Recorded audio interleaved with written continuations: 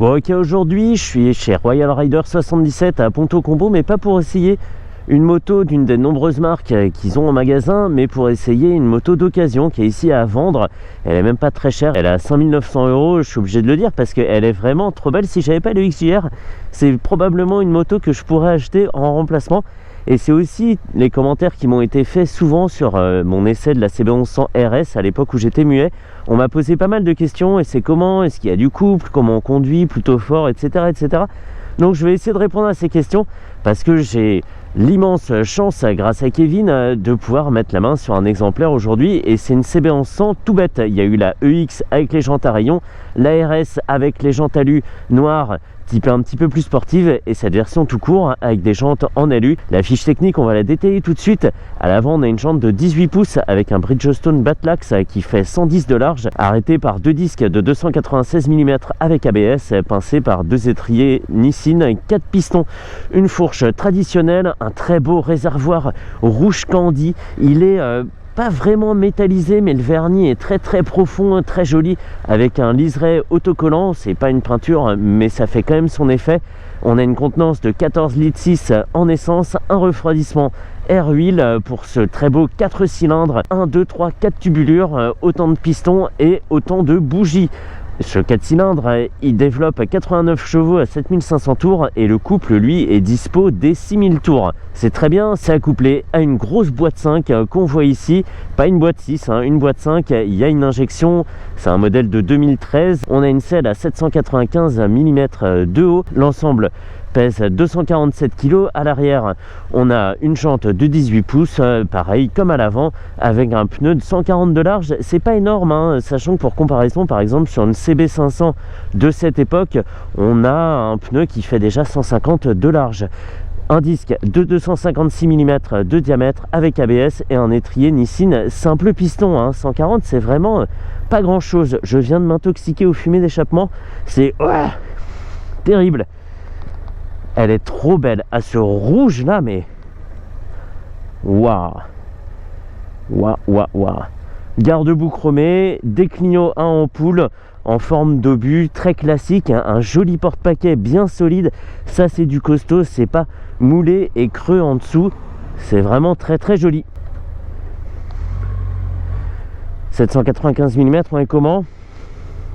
Deux pieds par terre, les genoux légèrement pliés, à la portée de tous les gabarits. Je dirais que jusqu'à 1,60 m, on peut la gérer. Et les 247 kg ne se sentent pas du tout au débéquillage. Il y a des motos qui sont très lourdes et donc pas forcément très faciles à vivre, notamment au moment de débéquiller. Ça peut être un peu sportif, mais là, pas de gros coups de hanche à donner pour mettre la moto à la verticale, et c'est très bien.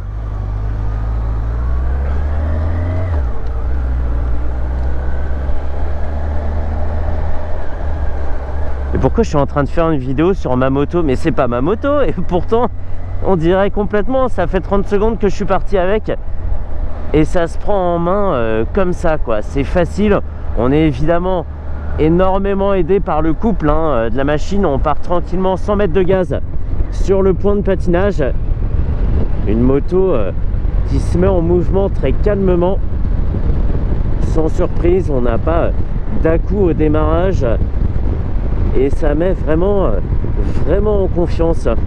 Il y a aussi un peu de magie Honda par-dessus, cette prise en main très facile sur la plupart des deux roues du constructeur, qui donne cette impression justement de connaître la machine depuis toujours. Ça fait ça notamment sur la CB500, et on se dirait que c'est pas très étonnant parce que c'est une petite machine, mais ça le fait aussi sur cette moto de presque 250 kg, je le disais, avec son gros 4 cylindres proéminent.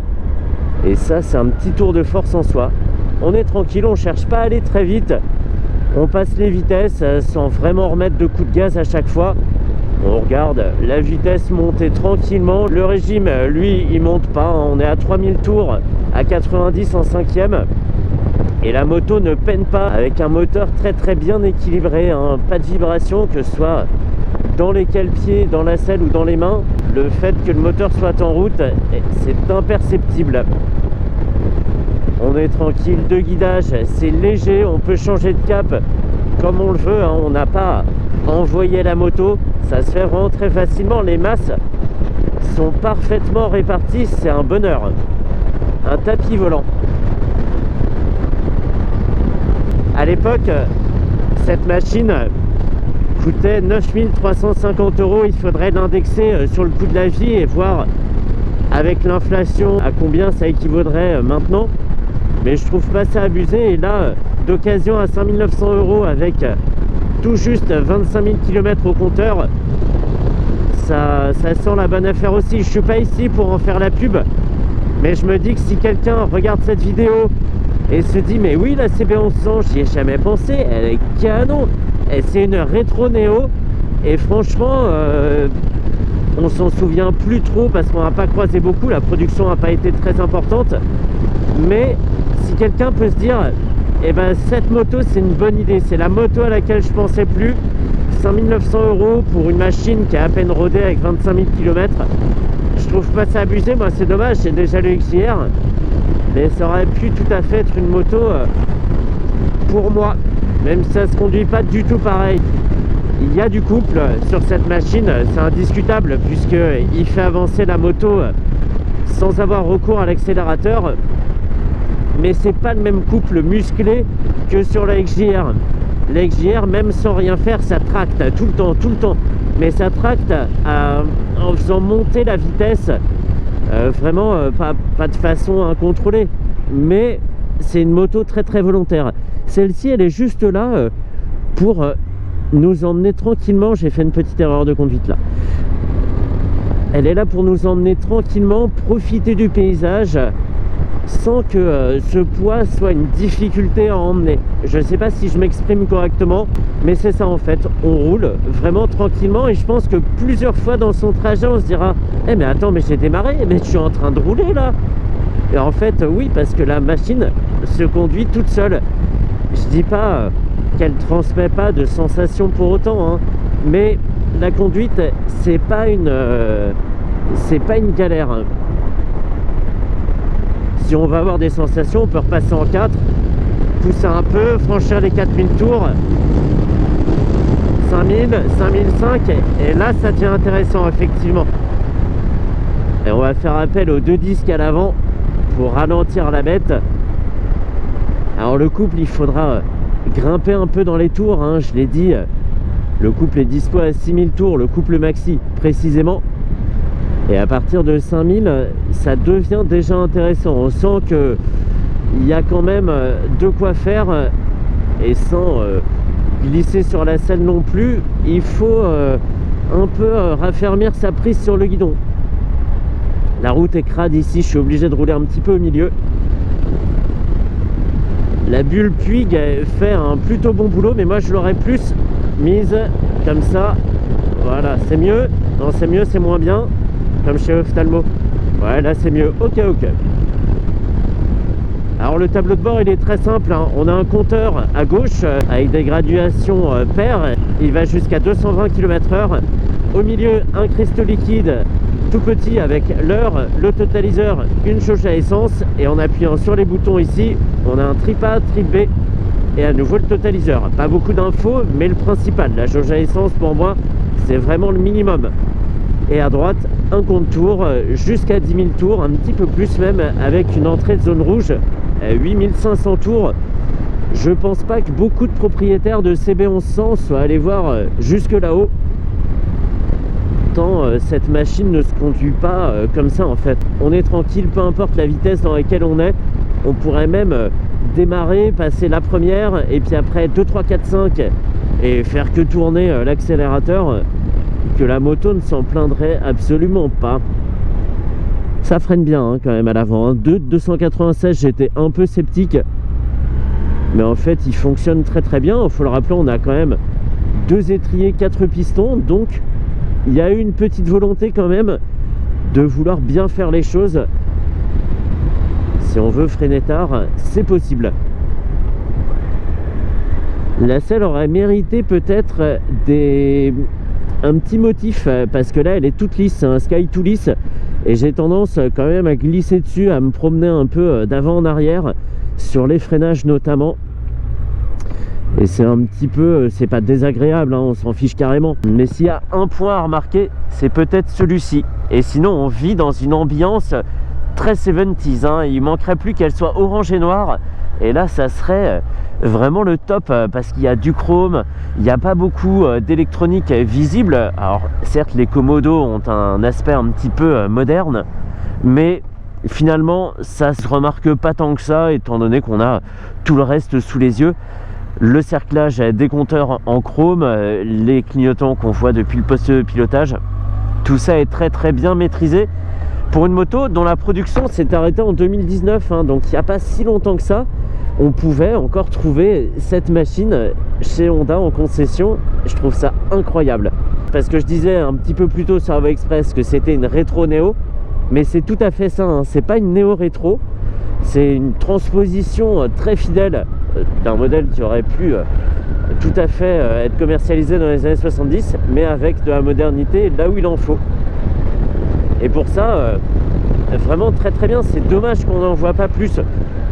Et il existait aussi la CB 1300, qui elle était la concurrente du XJR 1300 en question coupe, question comportement, avec une très belle version carénée, la CB 1300S, en rouge et blanc là. Ouf. Mais je digresse, et je me perds un petit peu dans le sujet. Cette CB 1100, vraiment, c'est le tapis volant japonais. On peut pas être fatigué à son guidon, c'est pas possible. Là, j'ai passé toutes mes vitesses. Je regarde la campagne française, à droite, la campagne, à gauche, la campagne aussi. On roule tranquille, à un rythme pas ridicule non plus, hein. On fournit pas d'efforts, mais la moto s'adapte vraiment à toutes les conditions. On pourrait rouler facilement à 130 et avoir encore de la ressource pour dépasser. Ça, je me fais aucun souci grâce à ces 89 chevaux. C'est léger, vraiment léger. Sur les contrôles, on n'a pas à emmener la bête, il n'y a pas de poids mal placé, de direction lourde. Je compare un peu avec le XJR là, hein, parce qu'il a ce défaut. Mais là, on est vraiment tranquille. Ça fait très moto de papa, mais je trouve que c'est une super alternative, par exemple, à une Triumph, à une Bonneville ou à ce genre de machine. Ça, c'est une moto un petit peu plus à part, voilà, avec un design super abouti aussi, une qualité qui est vraiment là et qui n'a rien à envier à une machine de chez Triumph. Ouais, proéminent le 4 cylindres, ça dépasse.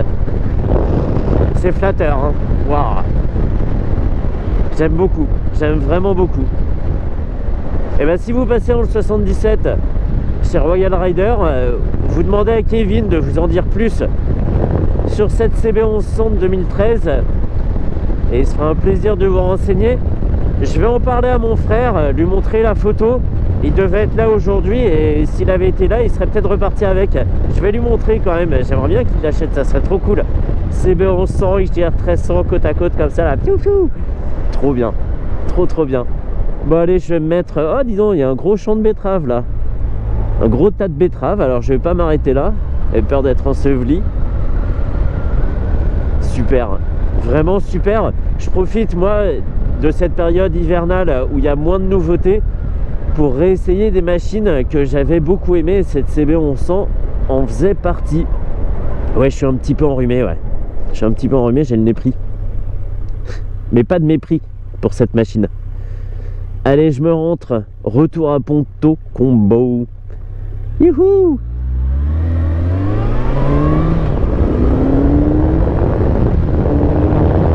Ouais, même comme ça, hein. Elle sait se bouger, hein. Elle sait se bouger, il faut pas être trop rapide à passer les rapports, mais elle sait avancer quand il faut. Est-ce que je vais me mettre là dans la gadoue? Ouais, je vais me mettre là dans la gadoue. C'est parti. On coupe. Jeudi prochain, 8h30. Moi, j'ai fait mon petit tour de moto, je suis content.